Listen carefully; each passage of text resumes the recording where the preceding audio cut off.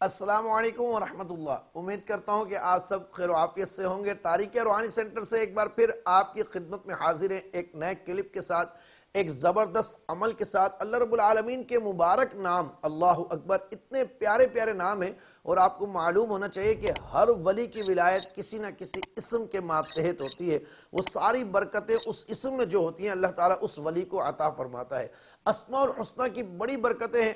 آج میں جس اسم کی بات کر رہا ہوں، اس کی برکت سے بہترین تسخیر خلائق حاصل ہوتی ہے، اس کی برکت سے رزق میں بے پناہ برکت ہوتی ہے، اس کی برکت سے اللہ رب العالمین لوگوں کے قلوب کو پڑھنے والے کے لیے مسخر کرتا ہے۔ آئیے ویڈیو کی طرف بڑھتے ہیں، عمل کی طرف بڑھتے ہیں۔ اسم ہے بڑا ہی پیارا، یا واسعو، اے وسعت والے پروردگار، یا واسعو۔ بزرگوں نے فرمایا جس کے اندر حرص کا مادہ ہو، لالچ کا مادہ ہو، اور وہ چاہتا ہو کہ وہ اس سے بچے، تو روزانہ اس اسم کو 150 مرتبہ پڑھے۔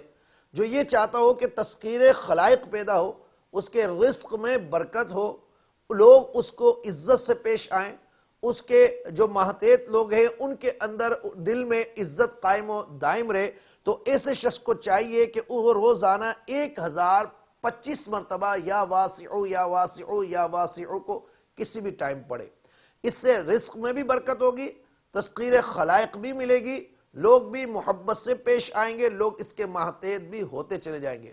اور مجرب المجرب عمل، کوئی شخص اہل طریقت فرماتے ہیں کہ 70 دن تک روزانہ 70,000 مرتبہ پڑھے، تو پھر دنیا کا ہر شخص ہی جس کو یہ دیکھے وہ اس کا مطیع و فرما بردار ہو جائے گا، اس سے محبت سے پیش آئے گا۔ وقت کے حکمران اس کی عزت کریں گے، بڑے بڑے عمرہ اس کے پاس اکتساب فیض کے لیے بھی آئیں گے، برکتیں لینے کے لیے بھی آئیں گے۔ اس میں یا واسعو کی اتنی بڑی برکتیں ہیں۔